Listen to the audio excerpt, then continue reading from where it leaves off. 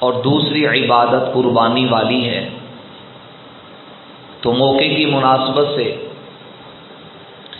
کوشش کی جائے گی کہ اس خطبہ میں قرآن و سنت، اللہ اور اللہ کے پیارے حبیب صلی اللہ علیہ وآلہ وسلم کے فرامین کی روشنی میں قربانی والا مسئلہ، قربانی کے فضائل، مناقب اور اس کے کچھ احکام آپ کے گوش گزار کیے جائیں۔ اللہ تعالی ہر مسلمان کو اس مبارک عبادت میں بڑھ چڑھ کر خلوص کے ساتھ حصہ لینے کی توفیق نصیب فرمائے، اور جو قربانی کر رہے ہیں اللہ اپنی بارگاہ میں سب کی قربانی کو قبول فرما کر اس قربانی والے عمل پر جتنے انعامات کا وعدہ اللہ نے کیا ہے اللہ تمام ہمیں نصیب فرمائے۔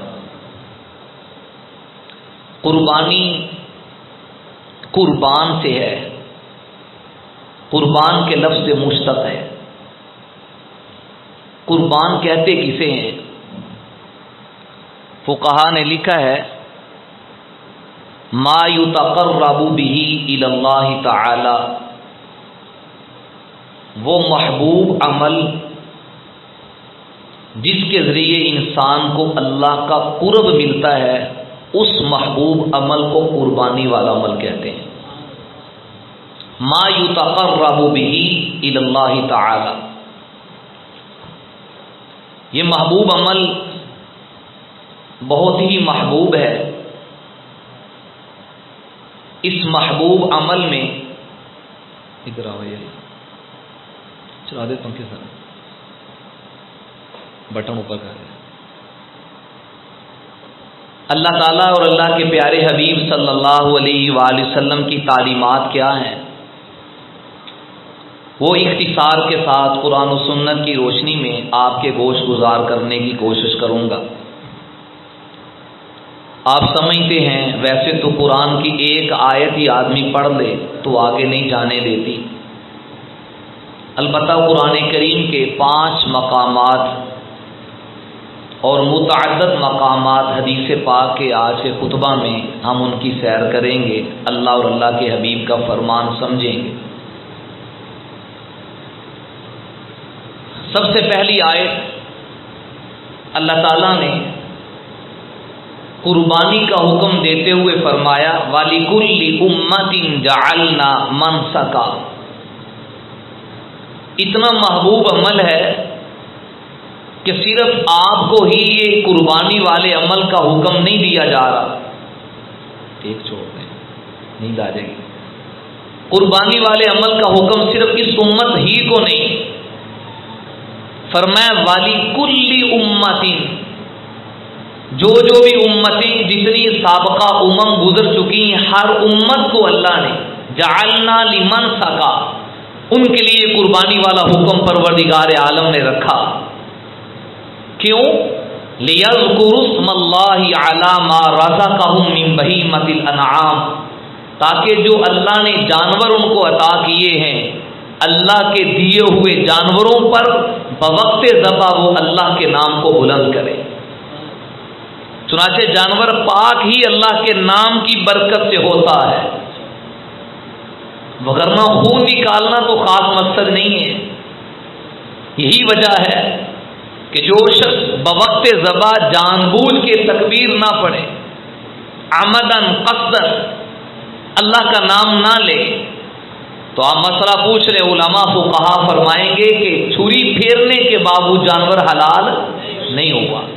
معلوم ہے اس میں جو حلت اور طہارت آئی ہے، جو پاکیزگی آئی ہے، لِيَذْكُرُوا اسْمَ اللَّهِ عَلَى مَا رَزَقَهُم، وہ اس وجہ سے آئی ہے کہ اس جانور کے اوپر پاک ذات کا پاک نام لیا گیا ہے، تو اس پاک ذات کے پاک نام کی طہارت کی اتنی ویلیو ہے، اس کی طہارت میں پاور اتنی ہے کہ اس پاک نام کی برکت سے جس جانور کا خون نکالا جا رہا ہے، خون نکلنے کے بعد اس کا گوشت انسان کے لیے حلال ہو جاتا ہے۔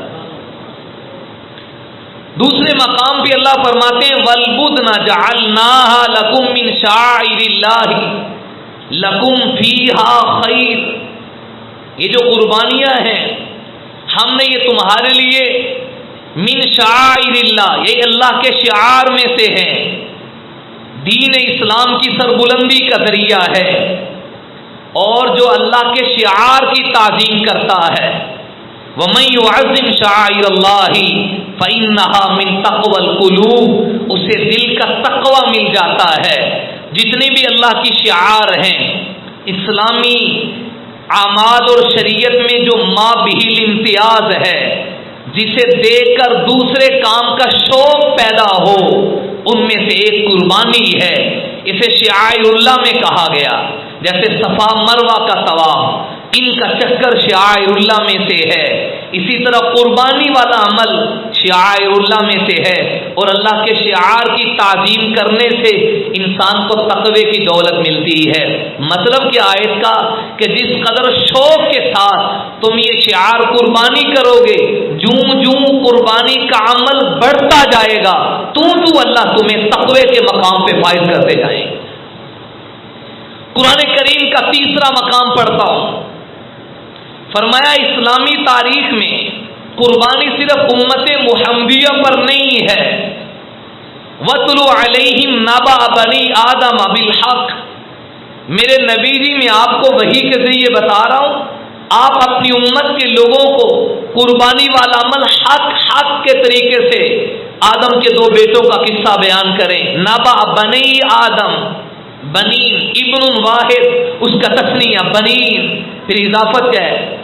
بنی آدم بالحق، آدم کے بیٹے، نون گر گیا اضافت سے تثنیہ کا، ان کا قصہ بیان کرو۔ پھر میں بالحق، حق طریقے سے۔ کس طریقے سے؟ یہ حق کیا ہے؟ درمیان میں ایک تفسیر کا نقطہ ہے، کچھ علمی بات بھی سمجھ آ جائے۔ اللہ تعالیٰ نے یہ نقطہ ارشاد فرمایا، کل کو کوئی یہ نہ کہو جو قصہ ہوا نا پتہ نہیں سچی گل ہے کہ نہیں، فرمایا قرآن کے بارے میں یہ خیال نہ کرنا یہ کوئی تاریخی بات ہے۔ بالحق، میرا بیان کرنا پر حق ہے، جبریل علیہ السلام کا لانا پر حق ہے، میرے نبی کے سینے پہ قرآن کا آنا پر حق ہے، پھر لسان نبوت سے بیان ہونا پر حق ہے، صحابہ کا جمع پر حق ہے، اور امت کا صحابہ کا جمع کر کے آج تک امت کے پاس اس قصے کا پہنچنا بھی برحق ہے، برحق ہے، اس میں شک نہیں ہے۔ اور یہ حق کا لفظ قرآن میں متعدد مقامات پہ آیا، جس پہ حضور کی ختم نبوت کی دلیل بھی بنتی ہے۔ قصہ آدم کا ہے، عجیب بات ہے، اس قصے آدم کے بیٹوں کے قصہ میں حضور کی رسالت کی گواہی کو بیان کیا جا رہا ہے۔ تھوڑا سا آپ غور کریں گے، اللہ تعالیٰ نے صحابہ کہف کا قصہ بیان کیا، فرمایا نحن نقص علیک نبأہم بالحق۔ یہ جو صحابہ کہف کا قصہ ہے نا، جو غار میں اللہ کی توحید کی دعوت کے لیے چلے وقت کے ظالم بادشاہ سے پناہ لیتے ہوئے، تو غار والوں کا جو قصہ ہے حضور آپ سے پوچھتے ہیں نا، وہ صحابہ کہف کون تھے، ذوالقرنین کیا ہے، روح کے بارے میں کیا ہے۔ نحن نقص علیک، یہ قصہ ہم آپ پہ بیان کرتے ہیں۔ اللہ کا یہ انداز بتاتا ہے کہ رب کے بیان کرنے سے پہلے نبی کو پتا، بولے بھائی پتا، اور جو علم کسی کے بیان کرنے سے آ جائے، جو کسی کے بیان کرنے سے پتا چلے، کسی کی اطلاع سے پتا چلے، وہ خبر غیب ہے، وہ علم غیب خاصہ خدا ہے۔ اصحاب کہف کے بارے میں یہودیوں نے سوال لکھ کے دیا نا مشرکین کو، نبی سے پوچھو، 3 سوال نبی کے سامنے رکھو، 2 کا جواب تفصیل سے بتا دیں، 1 کا جواب مختصر بیان کریں۔ تو یہودیوں نے کہا، وہ مکے کے مشرکوں، پھر آمینہ کے در یتیم کا، اس مکے کے لال اور اس پیارے حبیب کا مقابلہ نہ کرنا، وہ سچے نبی ہوں گے۔ ادھر سوال کیا ہے، چند دنوں کے بعد وحی آئی، وَيَسْأَلُونَكَ عَنْ ذِي الْقَرْنَيْنِ، آپ سے ذوالقرنین کا قصہ بھی پوچھتے ہیں، میرے نبی جی ہم آپ کو بتاتے ہیں۔ اس نے 3 سفر کیے ہیں، حتی اذا بلغ مغرب الشمس مطلع الشمس، وہ مشرق میں گئے، مغرب میں گئے، دوسرا شمال یا جنوب کی طرف گئے، ذوالقرنین کا قصہ تفصیل سے بیان کر دیا گیا۔ پھر دوسرے مقام پہ فرمایا، اصحاب کہف کے بارے میں پوچھ رہے ہیں نحن نقص علیک نبأہم بالحق، ان کا قصہ ہم آپ کو حق طریقے سے بیان کرتے ہیں۔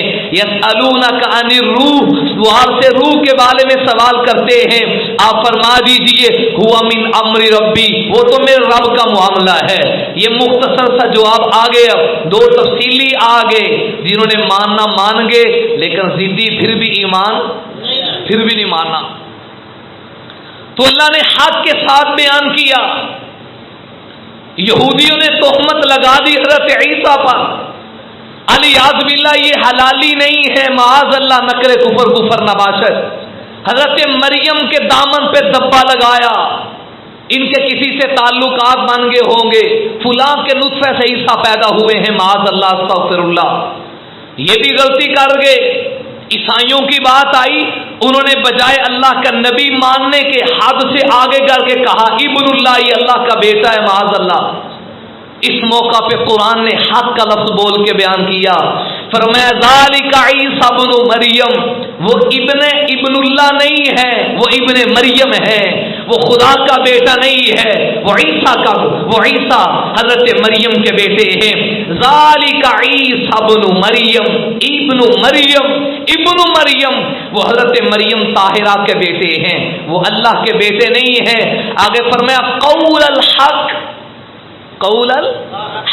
حق سمجھا رہا ہوں، قول الحق الذی فیہ یمترون ما کان للہ ان یتخذ من ولد سبحانہ۔ بھئی بدبختو تہمت نہ لگاؤ، جو رب کہہ رہا ہے حق، وہ سچی بات ہے۔ عیسیٰ پاک ہیں، مریم بھی پاک ہے، اس لیے عیسائیوں پہ اسلام کا احسان ہے۔ بدبختو تم ہمارے قرآن کو جلاتے ہو، تم اپنے کنیسوں گرجے گھروں میں قرآن کے خلاف باتیں کرتے ہو، حضور کا نام بگاڑ کے لیتے ہو، تمہارے اوپر اسلام نے احسان کیا ہے۔ نبی دو عالم صلی اللہ علیہ وآلہ وسلم کی 4 صاحبزادیاں ہیں، رقیہ، ام کلثوم، جناب سیدہ زینب اور فاطمہ، حضرت زینب بڑی ہیں، 11 بیویاں ہیں۔ 11 بیویوں میں کسی بیوی کے نام کی صورت نہیں آئی، سورہ ختیجہ قرآن میں نہیں ہے، حضرت عائشہ سے بڑا پیار تھا، سورہ عائشہ قرآن میں نہیں ہے، زینب، رقیہ، ام کلثوم اور فاطمہ کے نام کی صورت نہیں آئی۔ اگر قرآن میں پوری صورت آئی ہے تو مریم نام کی صورت آئی ہے، اور حضرت مریم کی شان کو، حضرت عیسیٰ اور مسیح کی شان کو آپ کا پادری بیان نہیں کر سکتا جو قرآن اور مسلمانوں کا عالم دین بیان کرتا ہے۔ یہ اسلام کا احسان ہے۔ یہودیوں نے تہمت لگائی تو حضرت عیسیٰ کی وکالت اور عیسیٰ کا مقدمہ اللہ کے قرآن نے لڑا ہے اور اس جنگ کو جیتا ہے۔ اور رہی عیسائیوں کی بات، تم ابن اللہ کہتے ہو، خدا کا بیٹا کہتے ہو، اللہ نے جواب دیا، کہاں سبحان اللہ، کیا خوبصورت انداز میں جواب ہے۔ ایک آیت پھر آگے نہیں، موضوع بدل جائے گا۔ اللہ نے فرمایا دیکھو اولاد کی ضرورت کسے پڑتی ہے؟ جو محتاج ہو۔ شادی کے بعد ہر باپ کہتے ہیں اللہ مجھے اولاد دے، کہتے ہیں کہ نہیں؟ طبی طور پہ ہر انسان کی خواہش ہوتی ہے، نبی بول اٹھے انسان تو عام بندہ رہ گیا، ربی حب لی من الصالحین، ربی حب لی من لدنک ذریۃ طیبہ۔ نبیوں نے میں مانگا ہے، وہ الگ بات ہے، مانگ کے اللہ نے بتا دیا، مانگا کس سے ہے؟ دربار پہ بیٹے نہیں ملتے، قبروں سے بیٹے نہیں ملتے، دینے والا کون ہے؟ وہ اس کی مرضی ہے، یہب لمن یشاء اناثا، چاہے مؤنث دے دے، ویہب لمن یشاء الذکور، چاہے مذکر بیٹے دے دے، او یزوجہم ذکرانا و اناثا، چاہے ملتی جلتی اولاد دے دے۔ دینے پہ آئے تو اپنے دشمنوں کو بیٹے درجنوں دے دے، نہ دینے پہ آئے تو کملی والے کو نہ دے، اگر دے تو آپ بیٹا لیا پھر اٹھا لیا، پھر ملا پھر اٹھا لیا، پھر ملا پھر اٹھا لیا۔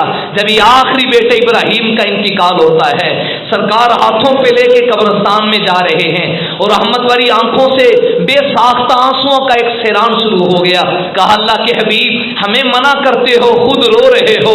فرمائے ہذہ رحمہ، یہ تو رحمت کے آنسو ہیں۔ اور پھر سرکار نے کہا انا بفراقک یا ابراہیم لمحزونون، اے میرے بیٹے ابراہیم آج تیرے اٹھ جانے سے محمد بڑا غمگین ہو گیا ہے، میرے دل پہ بڑے غم آئے ہیں، تو یہ اللہ کی مرضیاں ہیں، دینے پہ آئے تو دشمنوں کو دے دے، نہ دینے پہ آئے تو ابراہیم آگ میں جائے نہیں ملا، ساری زندگی امتحانات میں گزر گئی نہیں ملا، اگر دیا تو آخری عمر میں دیا۔ تو مسئلہ سمجھانا چاہتا ہوں، دینے والا کون ہے؟ اور ہمیں ضرورت اس لیے ہے کہ ہم محتاج ہیں۔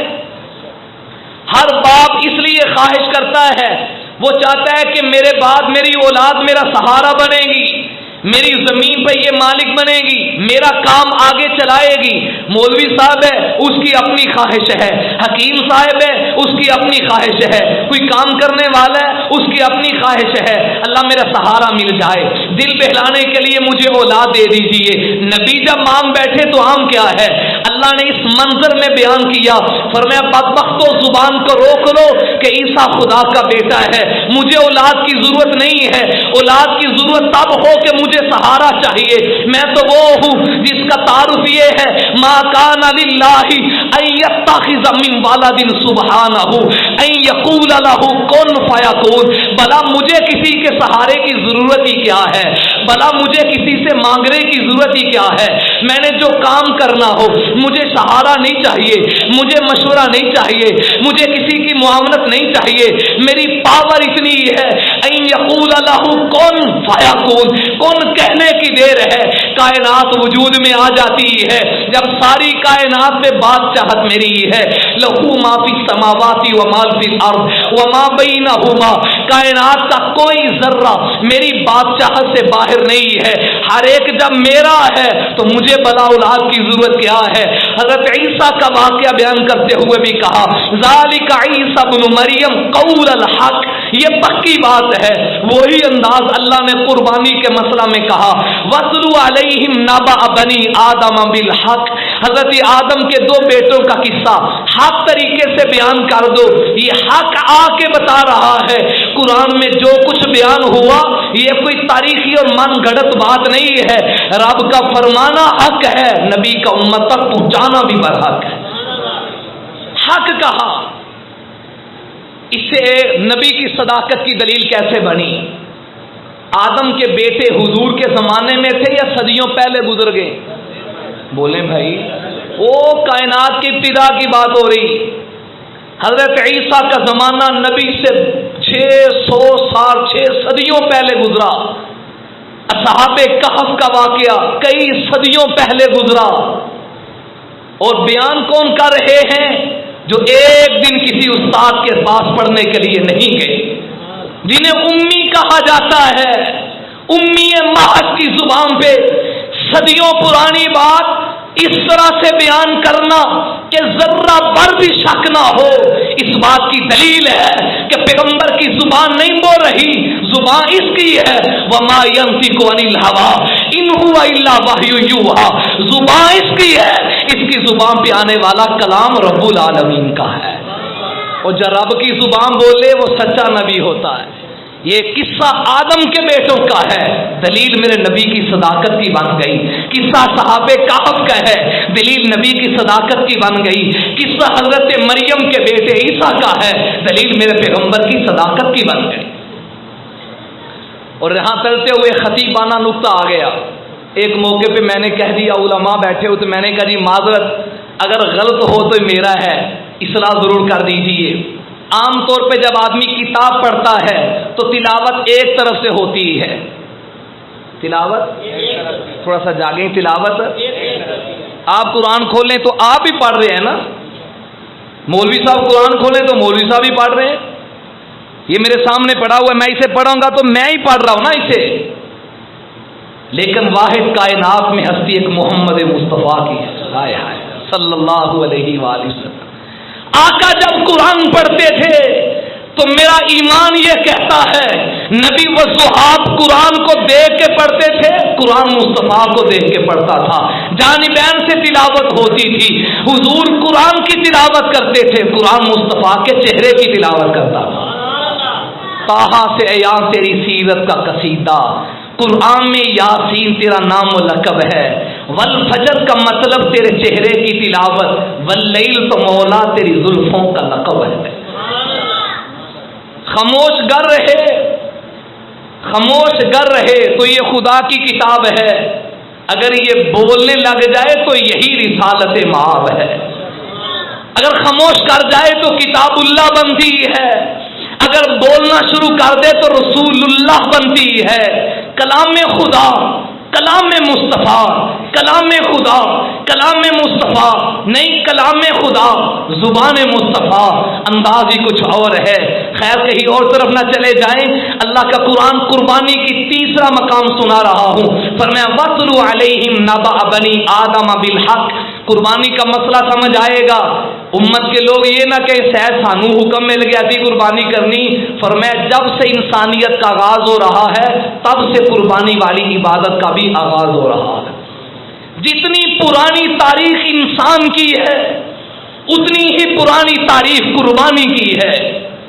جڑواں بیٹا پیدا ہوتے واقعہ آپ نے سنا ہوا ہے، صرف اس مقام کی سیر مقصود ہے تاکہ اس مقام کی بھی سیر ہو جائے۔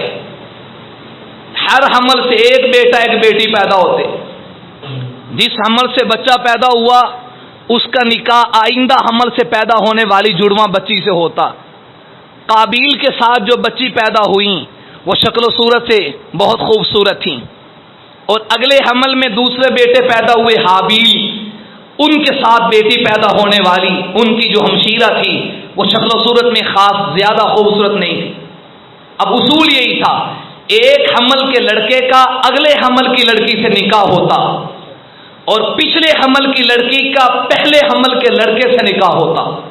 اب شریعت آدم کے مطابق قابیل کا نکاح اپنی بہن سے نہیں بنتا تھا، وہ اگلے حمل والی بیٹی سے بنتا تھا، لیکن ضد کر دی، کہا میں ان سے نکاح کروں گا۔ حضرت آدم نے بھی کہا بیٹا یوں نہیں، لیکن ضد بھی آ گئی۔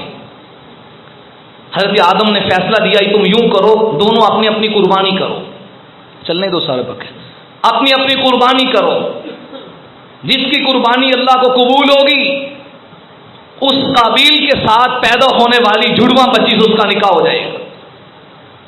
قابیل نے اپنی کھیتی، گندم اور دیگر اجناس پیش کر دی، میدان میں رکھ دیا۔ حابیل نے جو اپنے جانور سے ان کی قربانی رکھی، جانوروں کو میدان میں رکھ دیا ذبح کر کے۔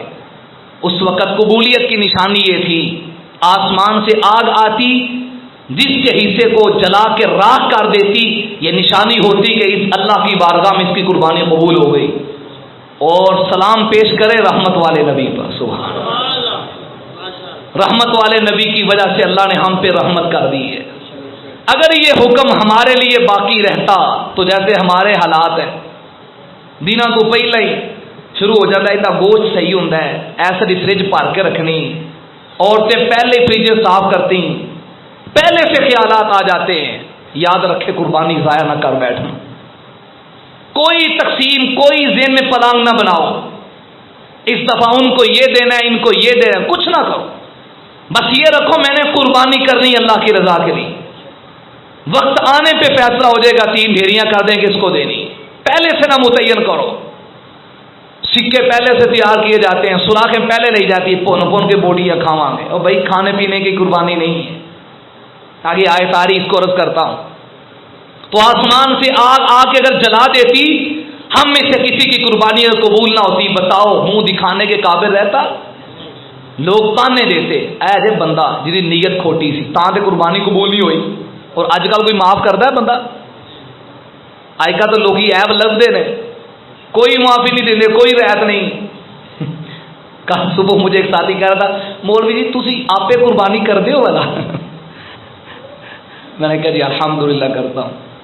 میں نے کہا الحمدللہ دکھلاوا لانا ہو تو میں نے سب سے پہلے ختم نبوت والے آئے تو اپنی قربانی کی رقم کو جمع کروا دی۔ تو خیر یہ خام خواہ کسی کے بارے میں کسی کے بارے میں نہ سوچو، اب کیا پتا کسی کے حالات کیا ہے، اپنا سوچو، تبصرے کرنے سے پہلے اپنا علاج کریں۔ تو اگر یہی قانون رہتا، آسمان سے آگ آتی تو ہم میں سے کوئی منہ دکھا سکتا؟ بڑی مہنگے سے مہنگی قربانی لی ہے، بہت پیسہ خرچہ کیا ہے، اعلیٰ قسم کا بکرا لے کر آئے، اعلیٰ قسم کا جانور لے کر لاکھوں روپے لگا دی، 2 لاکھ 2.5 لاکھ، اور اگر نیت میں فطور آنے جیسے آگ نہ جلاتی تو بتاؤ زمانہ اسے چھوڑتا؟ اللہ نے کتنا رحم کر دی ہے، فرمایا پردہ بھی رکھ دوں گا اور کھانے کی اجازت بھی دے دوں گا۔ 3 حصے کرنا مسنون مستحب عمل ہے، فرض نہیں ہے۔ اگر کسی کے گھر کے افراد کثیر ہیں، چھوٹے چھوٹے ہیں، عیالدار ہے، سارا گوشت رکھے، میں اللہ پھر بھی اس کی اجازت دیتا ہوں۔ حضور کی رحمت کی برکت سے کرم ہو گیا۔ تو اللہ تعالیٰ نے قربانی کی یہ تاریخ بیان کی کہ جب سے انسانیت کا آغاز ہے تب سے اس محبوب عمل کا آغاز ہے۔ جتنی پرانی تاریخ انسان کی ہے اتنی پرانی تاریخ اللہ نے قربانی کی رکھی ہے۔ آئیے چوتھا مقام قرآن کا پڑھنے لگاؤ، بڑی مشہور آیت ہم نے سن رہی ہے، لن ینال اللہ لحومها ولا دماؤها ولکن ینالہ التقوی منکم۔ رب بتاتے ہیں مجھے تمہارے گوشت نہیں پہنچتے، نہ مجھے اس کی ضرورت ہے، مجھے پوست اور چمڑا نہیں چاہیے، نہ مجھے اس کی ضرورت ہے۔ اللہ پھر ہم چاہتے کیا ہے ہم سے؟ فرمایا ولکن ینالہ التقوی، میں تم سے تقوی چاہتا ہوں۔ اس میں بھلا تقوی کیا ہے؟ ہم جانور کو چھری پھیر رہے ہیں، ہمارے لیے متقی بننے کا سبق کیا ہے؟ آئیے گناہگار جو مطلب سمجھا ہے وہ آپ کے گوشت گزار کرنے لگا ہوں۔ رب بتاتے ہیں قربانی کا جانور تو میں نے ایک تصویر دکھائی ہے، میں نے ایک نقشہ دکھایا ہے، اس نقشے کے مطابق اپنے آپ کو بناؤ۔ اللہ میں تیار ہوں لیکن میں بناؤں کیسے؟ فرمایا جیسے جانور کے کلے پر، جانور کی حلق پر آپ چھری پھیر رہے ہیں، سبق دیا جا رہا ہے، ایسے اللہ کے حکم کے سامنے اپنی خواہشات پہ چھری پھیر دے، اللہ کے حکم کے سامنے رسم و رواج پہ چھری پھیر دے، اللہ کے حکم کے سامنے اپنے رواج پہ چھری پھیر دے۔ برادری ناراض ہوتی ہے، ہو جائے، رب نہ روٹھے، مصطفیٰ نہ روٹھے، رسم چھوٹتی ہے چھوٹ جائے، کملی والا ہم سے ناراض نہ ہو۔ قربانی سے یہ سبق دیا جا رہا ہے۔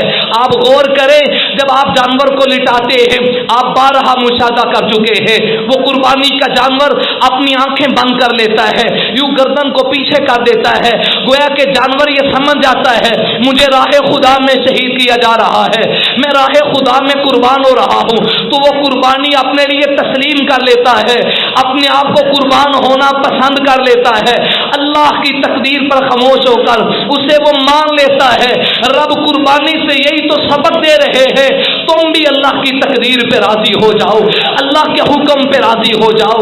کوئی معاملہ آ جائے، برادری ایک طرف ہے، رب کا حکم ایک طرف ہے، دوست ایک طرف ہے، مصطفیٰ ایک طرف ہے، دو چھوٹ جائیں، اللہ اور اللہ کے رسول کے حکم پہ راضی ہو جانا۔ قربانی سے سبق مل رہا ہے، جیسے آپ نے ہاتھ باندھ دیے ہیں، جانور کے پاؤں باندھ دیے ہیں، چند دنوں کے لیے آپ بھی اللہ کی نافرمانی کی طرف اٹھنے والے قدموں کو باندھ دیں، اللہ کی نافرمانی کی طرف اٹھنے والے ہاتھوں کو باندھ دیں۔ یہ قربانی سے سبق مل رہا ہے۔ اللہ بتانا چاہتے ہیں خون نکالنا مقصود نہیں ہے، جانور کی چھری پھیرنا مقصود نہیں ہے، اصل چھری اپنی خواہشات پہ پھیری جائے، اصل چھری اپنے من پہ پھیری جائے۔ جیسے جانور قربان ہو کے تجھے بتا رہا ہے میں نے رب کی رضا کو مان لیا، ارے بندے تجھے بھی چاہیے ہر حکم میں اللہ کی رضا کو تسلیم کر لے۔ یہ اس آیت کا مطلب ہے۔ آئیے 5واں مقام قرآن کا پڑھوں، قربانی کی عظمت اور سمجھ آئے۔ میرے نبی کے آخری بیٹے جب فوت ہو گئے ابراہیم، دشمنوں نے تانا دے دیا، خاص طور پہ عاص بن وائل، ابو جہل اور دوسرے عرب کے سرداروں نے کہا یہ جو اولاد کے اوپر آدمی کو امید ہوتی ہے میرے پتر زندہ ہوں گے تو میں انج بناں گا۔ اب محمد کی اولاد نہیں رہی علی اعظم اللہ صلی اللہ علیہ وآلہ وسلم، یہ مقتول نسل ہو گئے، ان کی نسل کٹ گئی، اور عربی زبان میں جس کی نسل آگے نہ چلے ابتر اسے کہا جاتا ہے۔ کہنے لگے ان محمدن قد ابترا، قد ابتر، علی اعظم اللہ محمد تو ابتر ہو گیا ہے، یعنی اس کی نسل کٹ چکی ہے، اب اس کا نام کوئی نہیں لے گا۔ ابھی کافروں کے تانے نکلے ہیں، ادھر میرے نبی کے سینے پہ لگے، ادھر سے بیٹے کی جدائی کا صدمہ ہے، ادھر سے کافروں کا تانا ہے، حضور پریشان ہو گئے۔ تو محبت میں آپ کو بارہا رد کر چکا ہوں، اللہ اپنے نبی کو پریشان رہنے نہیں دیتے۔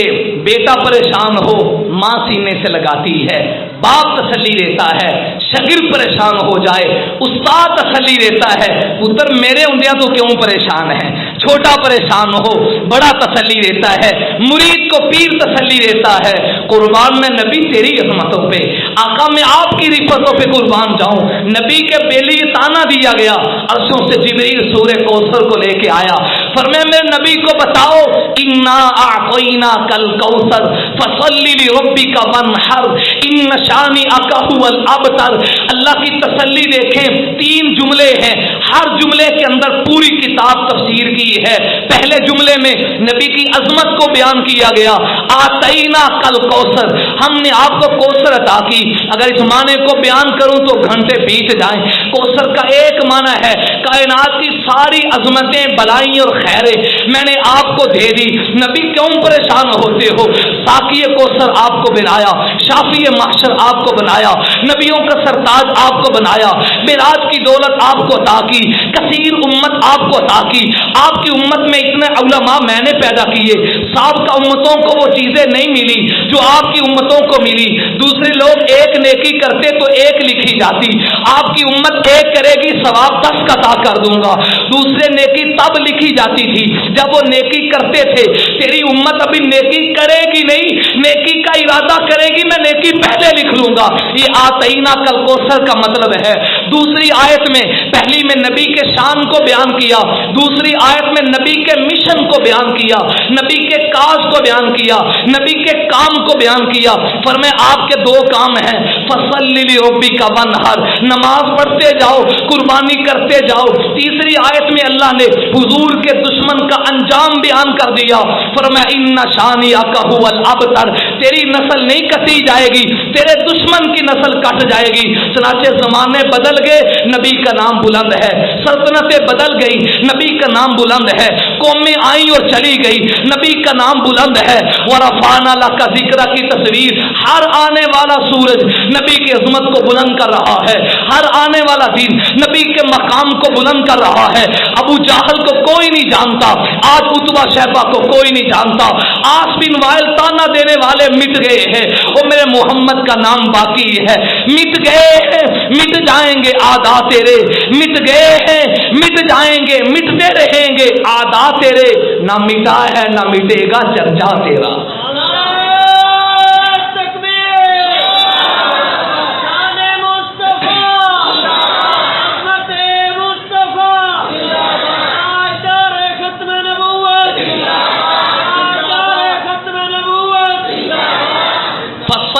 रब्बिका वन्हर, चूंकि इनाम बहुत बड़ा है ना, कौसर अता की, कौसर अता की। अब बयान करूं ना आपके सामने हौज़े कौसर, हाय हाय मौजू रह जाएगा कुर्बानी वाला। तो इनाम जब दिया जाता है तो बंदे को लिए जरूरी है बंदा शुक्रिया अदा करता है। क्यों भाई? मुनइम इनाम करने वाला, मोहसिन एहसान करने वाला, जब किसी पे इनाम करे, एहसान करे तो अच्छा आदमी क्या करता है? बोलिए, शुक्रिया अदा करता है। अल्लाह ने पहले इनाम बयान किया, आतईना कल कौसर, हुन लोड़ सी अल्लाह का शुक्र अदा करन दी। अल्लाह ने शुक्र के लिए 2 काम कह दिए, फरमाया फसल्ली लिरब्बिका वन्हर, तेरी नमाज भी मेरे लिए, तेरी कुर्बानी भी मेरे लिए। नमाज बदन से शुक्र होगा, अमल से शुक्र होगा, वन्हर कुर्बानी करने से माली शुक्र होगा, बदनी और माली दोनों तरीकों से शुक्र कर। अगर आपकी तवज्जो हो तो एक इल्मी नुक्ता रद्द करने लगा हूं। फसल्ली में फास सबब के लिए आती है, फसल्ली सबब के लिए, यानी पीछे काम हुआ तो सबब है। जैसे आप कहते हैं चूंकि जुमा था इसलिए मैं मस्जिद में आ गया, जुमा सबब है आपके आने का।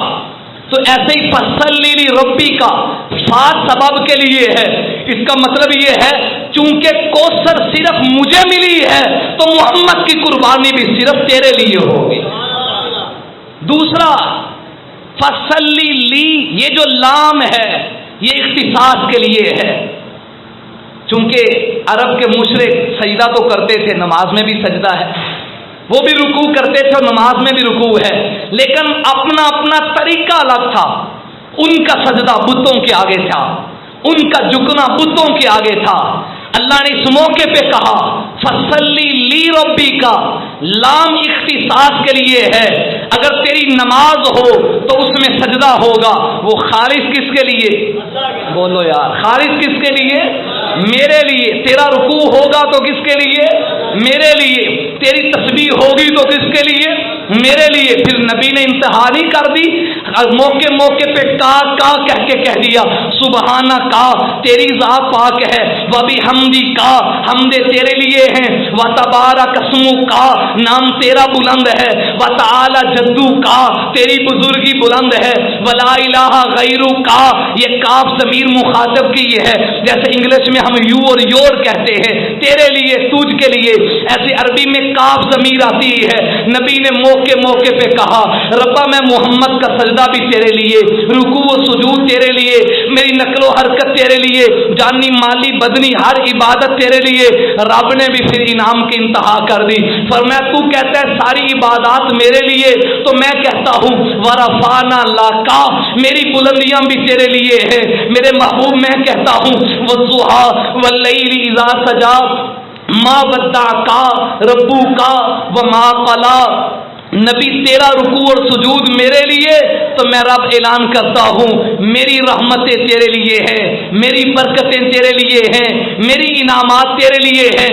قل ان صلاتی و نسکی، جیسے نماز اللہ کے لیے آئے کہا ونحر، مشرک بھی اپنے جانوروں کو ذبح کرتے تھے، آج بھی مشرکانہ ذہن پایا جاتا ہے، اے جی پیراں دے واسطے قربانی کریں گے، یہ دربار پہ جا کے نیاز ہوگی، اس جانور کو ہم فلاں دربار پہ قربان کریں گے، اس کو فلاں جگہ پہ قربان کریں گے۔ جس ماحول میں اللہ کے غیروں کے لیے جانوروں کو قربان کیا جاتا تھا، اس ماحول میں اللہ نے قربانی کا حکم دے کے کہا لی ربی کا ونحر، نماز بھی رب کے لیے، اور جانور کا خون نکالنا بھی صرف اللہ کے لیے۔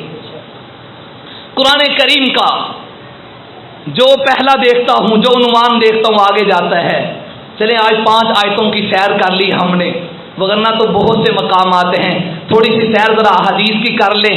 حدیث میں قربانی کی فضیلت کیا ہے؟ حدیث پاک میں آتا ہے رسول اللہ صلی اللہ علیہ وآلہ وسلم نے اپنی چہیتی پیاری صاحبزادی حضرت سیدہ فاطمہ کہو رضی اللہ تعالیٰ سلام اللہ علیہا، کہا فاطمہ بیٹی اٹھو، جانور جب ذبح ہو رہا ہو تو بوقت ذبح اس کے پاس کھڑے ہونا، ابو جی کیا ہوگا؟ فرمائے اول قطرۃ من دم، خون کا پہلا قطرہ بعد میں گرتا ہے، اخلاص کے ساتھ دینے والے، قربانی کرنے والے کی بخشش پہلے ہو جاتی ہے۔ وَإِنَّ الدَّمَ لَيَقَعُ مِنَ اللَّهِ بِمَكَانٍ قَبْلَ أَن يَقَعَ بِالْأَرْضِ، زمین سے گرنے سے پہلے اللہ کے ہاں قبولیت کا مقام پا جاتا ہے۔ سیدہ نے ہمارے لیے مسئلہ حل کر دیا، فرمانے لگی ابو جی الانا خاصتم، کہ یہ فضیلت ہمارے لیے ہے؟ حضور نے فرمایا لنا والی جمیل مسلمین، قیامت تک آنے والی یہ فضیلت آپ کے لیے بھی ہے، میری قیامت تک آنے والی گناہگار ساری امت کے لیے بھی ہے۔ قربانی والا عمل عام ہے۔ سید عائشہ فرماتی ہیں ما عمل ابن آدم یوم النحر احب الی اللہ من احراق الدم، قربانی والے دن 10 ذو الحجہ کو قربانی والے عمل سے بہتر عمل چھری لگا کے اس کا خون نکالنا، اللہ کے نام پہ ذبح کرنا، اس عمل سے زیادہ محبوب عمل اللہ کو اس دن کوئی نہیں لگتا، یہ عمل سب سے زیادہ پیارا ہے۔ پھر حضور نے فرمایا وَإِنَّهُ لَيَأْتِي يَوْمَ الْقِيَامَةِ، قربانی کا جانور قیامت کے اللہ کی بارگاہ میں لایا جائے گا، بِقُرُونِهَا وَأَشْعَارِهَا وَأَزْلَافِهَا، وہ کھور جسے ہم پھینک دیتے ہیں، وہ چمڑا اور بال جسے ہم پھینک دیتے ہیں، وہ گوبر اور غبار جسے ہم پھینک دیتے ہیں۔ فرمایا میرے بندے نے پھینک دیا، لیکن اللہ حکم کریں گے جانور کو لاؤ، کھوروں سمیت لاؤ، بالوں سمیت لاؤ، چمڑے سمیت لاؤ، اس کے نامہ اعمال میں رکھو، جو جتنے خلوص کے ساتھ قربانی کرے گا اس کے اعمال کا پلڑا اتنا زیادہ بھاری ہو جائے گا۔ اس سے بہتر فضیلت کیا بتاؤں؟ جناب نبی کریم صلی اللہ علیہ وآلہ وسلم کا حال دیکھیں، امر بحد الشفار وان یوار عن البہائم، حضور نے کہا یاد رکھو جب آپ جانور ذبح کرنے لگے تو کھنڈی چھری لے کر نہ آنا، کھنڈی چھری لے کر نہ آنا، بحد شفاعت خوب تیز کر کے آنا تاکہ جانور کو تکلیف نہ ہو۔ اور جو نبی جانور کی تکلیف برداشت نہیں کرتا، میں اور آپ تو امتی اور انسان ہیں، نبی اپنے امتی کی تکلیف برداشت کر سکتے؟ فرمایا یوار عن البہائم، اور اسے دوسرے جانوروں کی آنکھوں سے دور لے جانا تاکہ طبی طور پر وہ دیکھے گا پہلے میرے ساتھ ہوتا تھا اب نہیں ہے، تو جانور ہو کے اس کے ذہن میں بھی کہیں غم نہ آ جائے، جانور ہو کے بھی اتنی تکلیف بھی اللہ کے نبی برداشت نہیں کر رہے۔ اس سے مزے کی حدیث آگے سنیں، رسول اللہ صلی اللہ علیہ وسلم، ابن عمر فرماتے ہیں اقام رسول اللہ صلی اللہ علیہ وسلم بالمدینہ 10 سنین یضحی، مدینہ میں نبی 10 سال رہے، ہر سال حضور قربانی کرتے رہے، ایک سال بھی آپ کا ایسا نہیں گزرا جس سال آپ نے قربانی نہ کی ہو۔ اور آخری سال میں حجۃ الوداع کے موقع پر حضور تشریف لے گئے، 100 اونٹوں کی قربانی اکیلے حضور نے کی ہے۔ کتنے اونٹ؟ اور نبی کی دعاؤں میں ہے اللہم تقبل من محمد ومن آل محمد ومن امت محمد صلی اللہ علیہ وسلم۔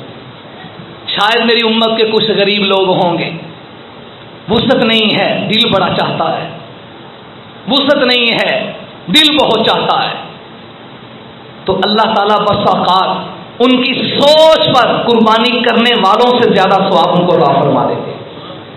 حاجی امداد اللہ مہاجر مکی رحمۃ اللہ علیہ کے پاس ایک بندہ آیا، اس نے کہا حضرت دعا کرو اللہ اپنے گھر میں بلائے حج کے لیے، عمرے کے لیے، دل بہت کرتا ہے۔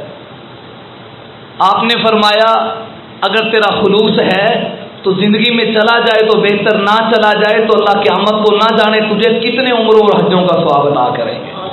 خواہش رکھ رہا ہے بشرطے کہ خالص ہو، اللہ ثواب دیں گے۔ تو حضور اپنی قربانی میں امت کا نام لے رہے ہیں، یا اللہ یہ میری طرف سے، یہ میرے آل بیت کی طرف سے، ومن امت محمد، اور قیامت تک آنے والے میرے غریب مسلمانوں کی طرف سے صلی اللہ علیہ وآلہ وسلم۔ اسے علماء نے لکھا ہے اگر اللہ نے کسی کو وسعت دی ہو، طاقت دی ہو، ہمت دی ہو، تو بس عقابات ساتھی 3 4 کرتے ہیں، اپنے لیے کریں اور اپنے مرحوم کے لیے کریں جو والدین میں سے دنیا سے جا چکے ہیں یا رشتہ داروں میں جا چکے ہیں، ان کے نیت ہی کریں۔ لیکن مسئلہ یہ ہے ایک آدمی ایک کرتا ہے فرض اپنے واجب اپنے اوپر، اب وہ غیر کی نیت نہیں کر سکتا، پہلے اپنا واجب ادا کر پھر غیر کی نیت کی جائے، اور 2 کر لی جائے۔ اور اگر اللہ نے وسعت دی ہو تو ایک قربانی حضور کے نام کی کرنی چاہیے۔ ہمارے استاد محترم مولانا خان محمد صاحب رحمۃ اللہ علیہ حفظ کے دوران استاد دیکھا ہر سال حضور کے نام کی قربانی کرتے تھے، اللہ ہمیں بھی توفیق دے۔ تو کملی والے نے 100 اونٹ ذبح کیے آخری سال میں، اور 100 اونٹوں میں 63 اونٹ کی قربانی نبی نے خود کی ہے۔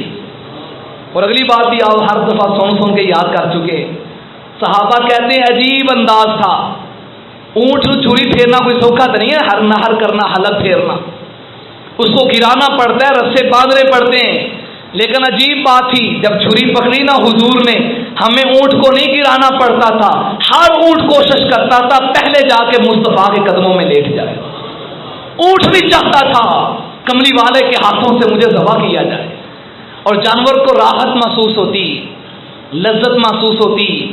حضرت تھانوی سے کسی نے سوال کیا حضرت آپ کہتے ہیں جانور کو مزہ آتا ہے، وہ تے تڑپتا ہوتا ہے، لتاں باما مارتا ہے، آپ کہتے ہیں مزہ آتا ہے؟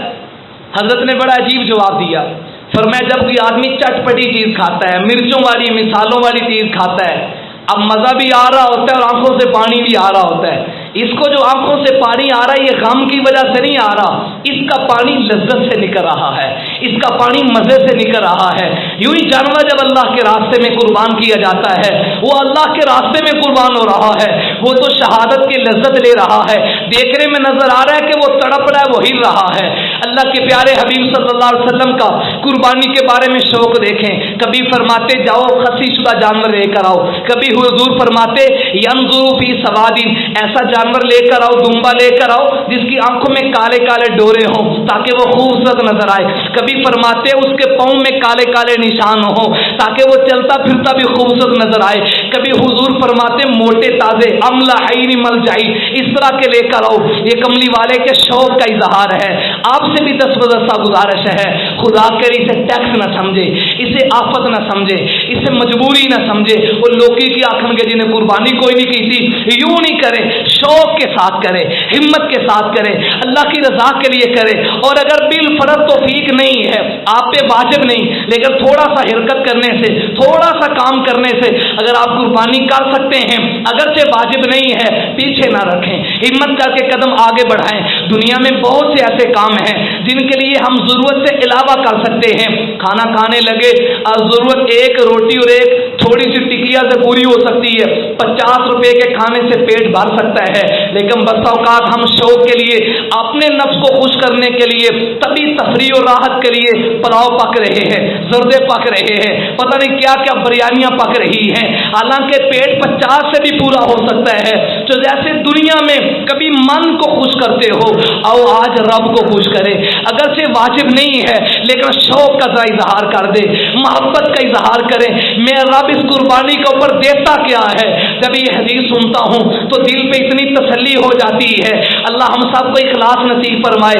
कमली वाले ने फरमाया, जिसने दिल की खुशी के साथ अल्लाह की रजा के लिए जानवर ज़बह किया, कानत लहू हिजाबम मिनन नार, ये जानवर दोज़ख में जाने के लिए आड़ और रुकावट बन जाएगा, दोज़ख में जाने के लिए आड़ बन जाएगा। कितनी बड़ी तसल्ली है, कितनी बड़ी तसल्ली है। अमल के एतबार से हम बहुत गुनहगार हैं, बहुत नीचे गए हुए। आइए एक महबूब सुन्नत, और महबूब की महबूब सुन्नत है। नबी दो आलम सल्लल्लाहु अलैहि वसल्लम ने फरमाया, हज़रत सहाबा हज़रत ज़ैद इब्न अरकम रावी हैं, या रसूलल्लाह कुर्बानी की हकीकत मा हाजिल अज़ाही, इसकी हकीकत क्या है। और उलमा ने लिखा, माँ के जरिए जब सवाल किया जाता है तो उस चीज की हकीकत और माहियत का सवाल होता है। इसकी हकीकत है क्या। हुजूर ने फरमाया, सुन्नतु अबीकुम इब्राहीम।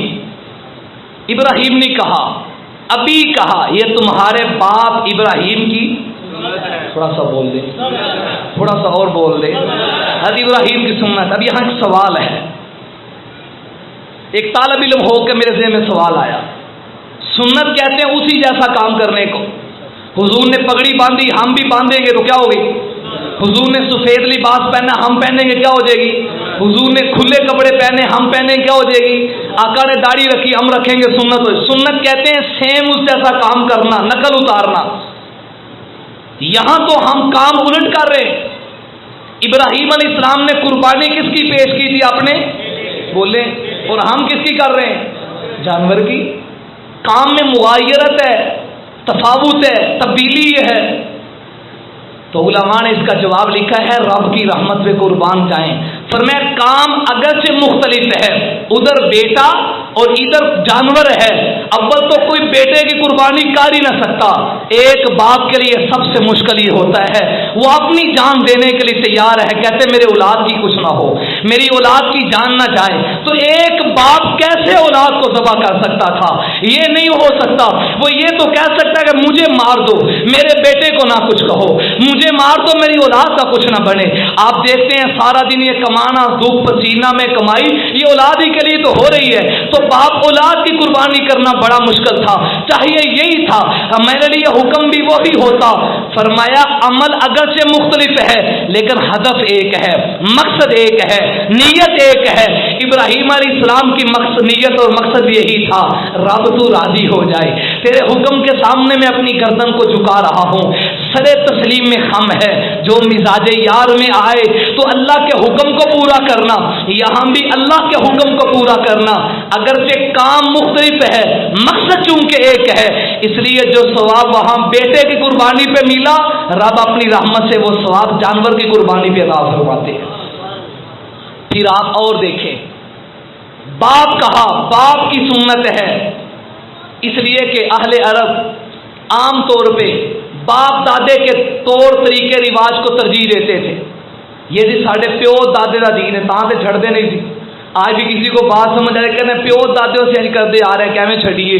तो हुजूर ने बाप का लफ्ज बोल के कहा, जे प्यो दादे का दीन चाहिए तो फिर इब्राहीम की तरफ आओ। अबीकुम इब्राहिम, असल तुम्हारे बाप तो ये हैं, जो तुमने अरे गहरे बना रखे हैं वो नहीं है। एक एक बाल के बदला में नेकी का वादा किया गया।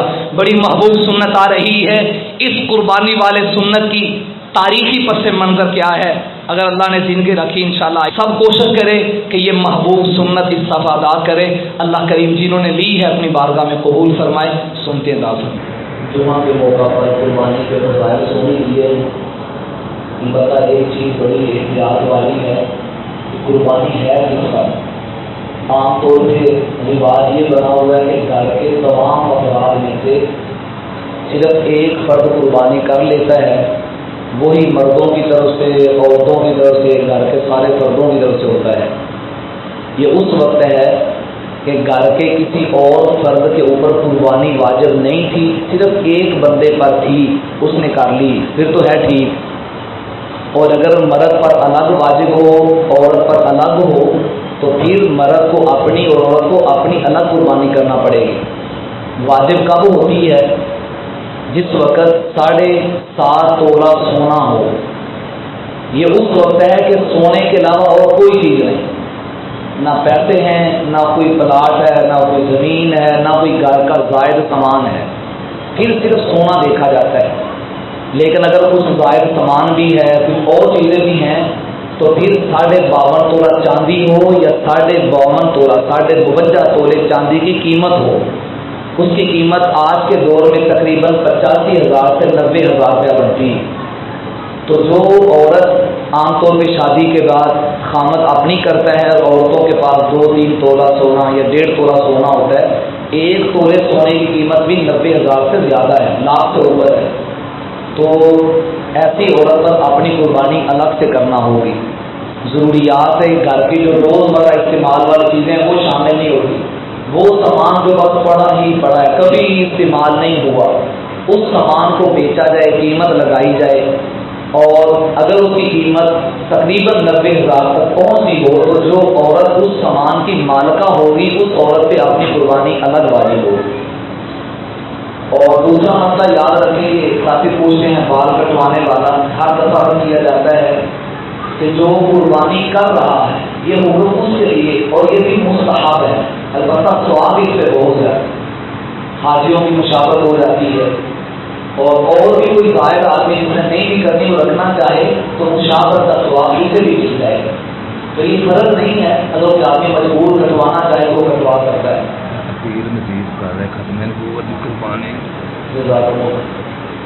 और दूसरा, कल इंशाअल्लाह ताला सामने मदरसे के अंदर अभी हमारा तकरीबन 12-18 दिन हो गए हैं कोर्स कर रहा था स्टूडेंट्स के लिए, बच्चों के लिए। हमारे